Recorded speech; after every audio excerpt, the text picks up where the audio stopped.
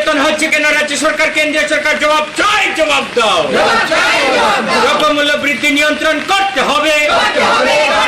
সভার আয়োজনের মূল উদ্দেশ্য হচ্ছে, আপনারা জানেন যে 2018-তে বর্তমান যে ক্ষমতাসীন বিজেপি সরকার আমাদের এই রাজ্যে রয়েছে, অনেকগুলি প্রতিশ্রুতি দিয়ে তারা ক্ষমতা এসেছিল। গত 5 বছরে, এখন তো দ্বিতীয় টার্মের সরকার চলছে, কতটা প্রতিশ্রুতি পালন করতে পেরেছে এই রাজ্যে মানুষ জানে।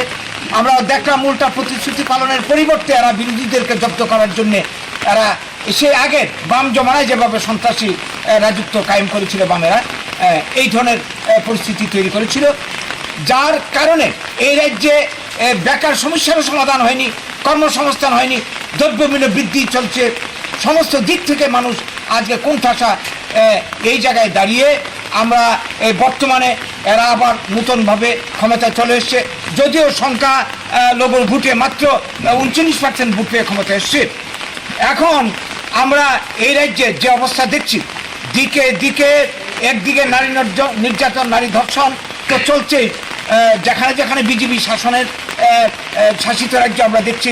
আজকে মণিপুর চেহারাটা কোন জায়গায়, ত্রিপুরার চেহারাটা কোন জায়গায়, মণিপুরের সন্ত্রাস তো এর মধ্যে ভারত ছাড়িয়ে গোটা বিশ্বের খবর হয়ে গেছে। এই ধরনের নির্যাতন, মানে মহিলাকে উলঙ্গ করে প্রকাশ্যে রাস্তায় ঘোরানো হচ্ছে। এই চিত্র দেখে আমাদের মনে পড়ে 80 জনের গণহত্যার কথা ত্রিপুরার বুকে। সেই দিনে এরকম পরিস্থিতি তৈরি হয়েছিল, হাজার হাজার মানুষ খুন হয়েছিল এবং শয়ে শয়ে মা বোন ধর্ষিত হয়েছিল, হাজার হাজার মানুষ বাড়িঘর, লক্ষ লক্ষ মানুষ বাড়িঘর ছেড়ে পথে বিক্রি হয়েছিল। একই পরিস্থিতি আজকে তৈরি হয়েছে মানে মণিপুরের বুকে। আমরা লক্ষ্য করছি কি, সেদিন বাম আমলে যেমন এই সমস্যার সমাধান করা হয়নি, উগ্রপন্থীকে মদত দিয়েছিল যারা ক্ষমতায়, তারাই আজকে মণিপুরের একই চিত্র আমরা দেখছি। ক্ষমতায় বসে থেকে এদের সামনে এই ধরনের জঘন্য ঘটনা ঘটছে, কোনো বিচার নেই। প্রধানমন্ত্রী এই নিয়ে মানে একটা কথা বলেনি, সুপ্রিম কোর্টের ধাক্কা খেয়ে তিনি একটা শব্দ মাত্র উচ্চারণ করেছিলেন, কিন্তু আজ পর্যন্ত উনি দেশ বিদেশ ঘুরে বেড়াচ্ছেন, মণিপুরে যাওয়ার ওনার সময় নেই। এই নিয়ে একটা অনাস্থা প্রস্তাব এসছে ওনার বিরুদ্ধে। যাই হোক, এটা অন্য জিনিস। আমাদের বক্তব্য যে এই যে ডাবল ইঞ্জিনের সরকার মণিপুরে চলছে, আমার ত্রিপুরাতে চলছে, বিভিন্ন জায়গায় চলছে, এইখানে নারী নির্যাতন, মানুষের উপর নির্যাতন যেমন চলছে, কর্মসংস্থানের ঘাটতি চলছে, দ্রব্যমূল্য বৃদ্ধি হচ্ছে, এবং আমাদের ত্রিপুরার বর্তমানের যে চিত্র, অর্থনীতির বিপর্যয়, বেকারদের চাকরি নেই, মহিলা নির্যাতন, ড্রাগের আসক্তিতে এই ত্রিপুরা ডুবছে। এরা বিপ্লবদের ক্ষমতা এসে ড্রাগ বিরোধী, নেশা বিরোধী অভিযান শুরু করেছিল। আমরা বিপরীতে কি দেখলাম, গাঁজার বিরুদ্ধে এদের অভিযান, অথচ এরা মদের লাইসেন্স দিচ্ছে। এইভাবে আজকে আমরা যুব সমাজকে এরা ধ্বংসের পথে ঠেলে দিচ্ছে। চাকরি নেই, ঘরে ঘরে চাকরি দূরে থাক।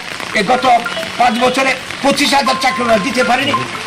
জায়গায় জায়গায় এরা শপিং মল করছে, ক্ষুদ্র ব্যবসায়ীগুলি পথে বসার উপক্রম। এইভাবে সমস্ত দিক থেকে এরা ত্রিপুরার যুব সমাজ, ত্রিপুরার মানুষকে পেছনের দিকে ঠেলে দিচ্ছে। এর বিরুদ্ধে আমাদের আজকে বিক্ষোভ। আমরা এই সারা রাজ্যের মানুষকে জাগ্রত করতে চাইছি যে এই ধরনের শাসন যদি চলতে থাকে, আগামী দিনে বিজেপি আবার চেষ্টা করছে লোকসভা দখল করার জন্য।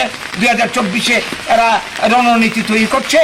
এখন লক্ষ্য করুন, সাধারণ বিষয় পোশাক, এই যে হিজাব বিতর্ক, এই ত্রিপুরাতে চলে এসছে। আরে ভারতবর্ষ বহু ধর্মমতের দেশ, এখানে যার যার ধর্মের বিশ্বাসী লোক আছে, তারা তার মতো করে চলবে।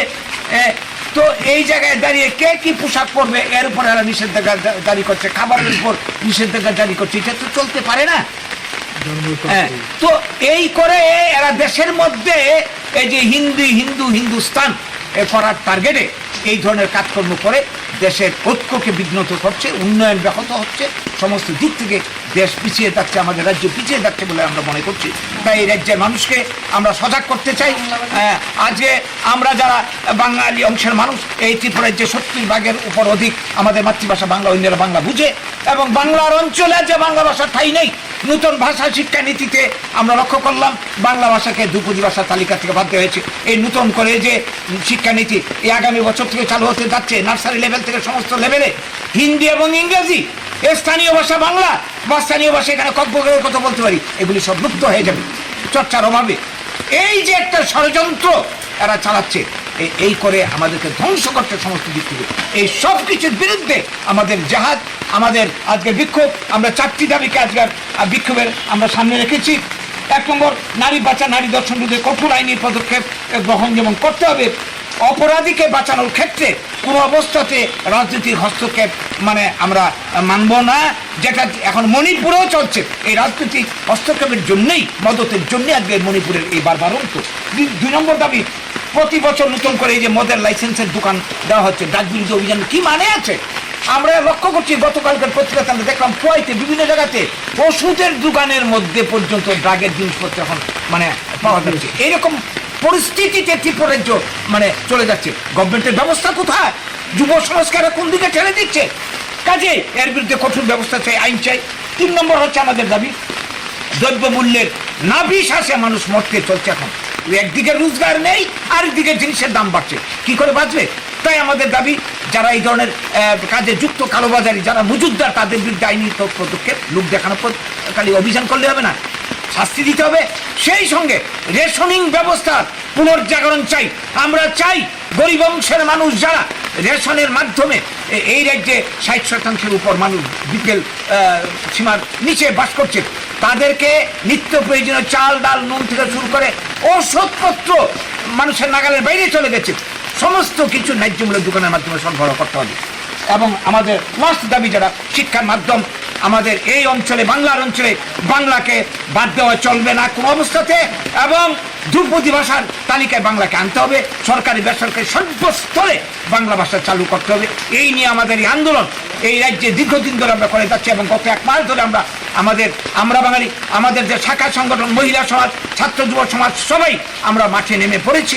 আমরা এর বিরুদ্ধে সারা ত্রিপুরা মানুষকে সজাগ করতে চাই, আপনাদের মাধ্যমে এই বার্তা সরকারকে দিতে চাই এবং জনসাধারণকে দিতে চাই।